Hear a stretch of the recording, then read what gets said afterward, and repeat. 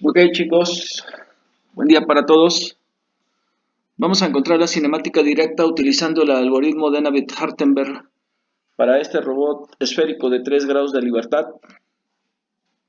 Los 3 grados de libertad están denotados como Q1, Q2 y Q3. ¿Ok? Bien. Orientado siempre nuestro robot sobre el eje X, para darle una nueva posición habría que hacer una rotación en el eje Z, una rotación Q1, que está determinada ya en nuestra tabla de parámetros. Posterior a ello, habrá que hacer una traslación sobre el mismo eje X, una traslación L1 para alcanzar la altura del siguiente eslabón. ¿Ok? No va a haber ninguna rotación en el eje X, perdón, ninguna traslación en el eje X en este momento. Y terminamos con una rotación de 90 grados en el eje X con el propósito de orientar el eje Z en la misma dirección que el eje de movimiento de Q2. El eje de movimiento es la línea punteada para Q2 y el eje Z para que rote a esta dirección tenemos que hacer rotar nuestro eje X. De tal manera que ahí está nuestro primer renglón. Para el siguiente renglón tendremos que hacer entonces primero una rotación Q2 en el eje Z. Posterior a ello, que hemos hecho nuestra rotación Q2 en el eje Z, tenemos que orientar nuestro eje Z en la misma dirección del eje de movimiento de la siguiente articulación, que es Q3.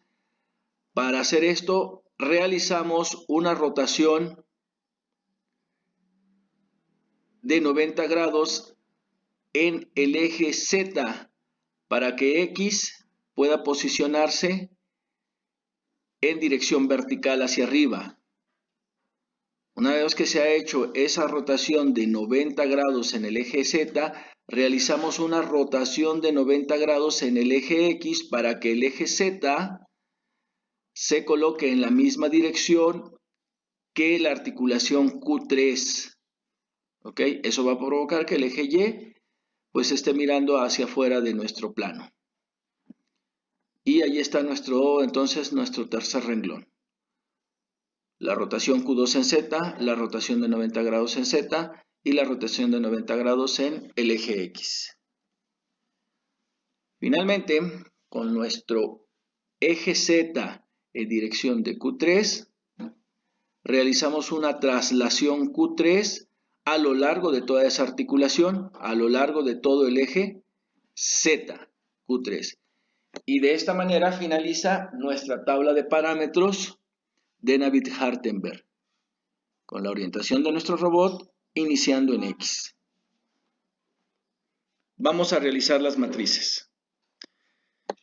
Tenemos una matriz de rotación Q1, una matriz de traslación L1 y una matriz de rotación de 90 grados.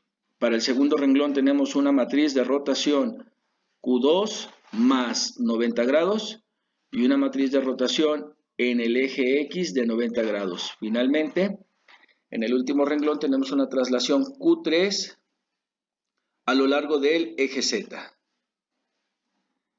Entonces, para el primer renglón, la matriz de rotación Q1, la matriz de traslación L1 y la matriz de rotación de 90 grados. Ya sustituidos los valores. Finalmente, la matriz producto de toda esta multiplicación se muestra en la extrema derecha del primer renglón. Para el segundo renglón, vamos a desglosar primero el análisis para la suma de esos dos ángulos, Q2 más 90 grados.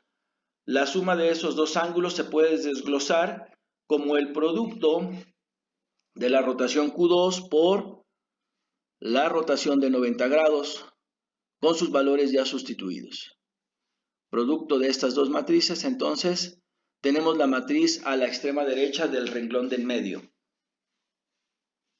Se le queda al estudiante demostrar numéricamente que esto que está aquí, el menos seno de Q2, es lo mismo que el coseno de Q2 más 90 grados y lo mismo para los otros valores de senos y cosenos. En ese mismo renglón nosotros teníamos además una rotación en el eje X. La matriz resultante anterior entonces la multiplicamos por la matriz de rotación en el eje X Y finalmente tenemos el resultado a la extrema derecha de nuestro último renglón. De tal manera que nuestros primeros renglones, después de haber hecho los productos, para el primer renglón tenemos la matriz resultante, para el segundo renglón tenemos la segunda matriz resultante y para el tercer renglón tenemos la tercera matriz resultante. Estos tres renglones se multiplican. ¿Okay? Aquí debería decir el producto de las tres matrices resultantes. Y finalmente obtenemos la matriz de orientación y posición utilizando los parámetros de Navier-Hartenberg. En la última columna tenemos la cinemática directa de nuestro robot. Con esta cinemática directa vamos a realizar el cálculo de velocidades que nos está pidiendo el ejercicio de la actividad número 5. Considerando que partimos desde el eje positivo X, que todas nuestras rotaciones son positivas.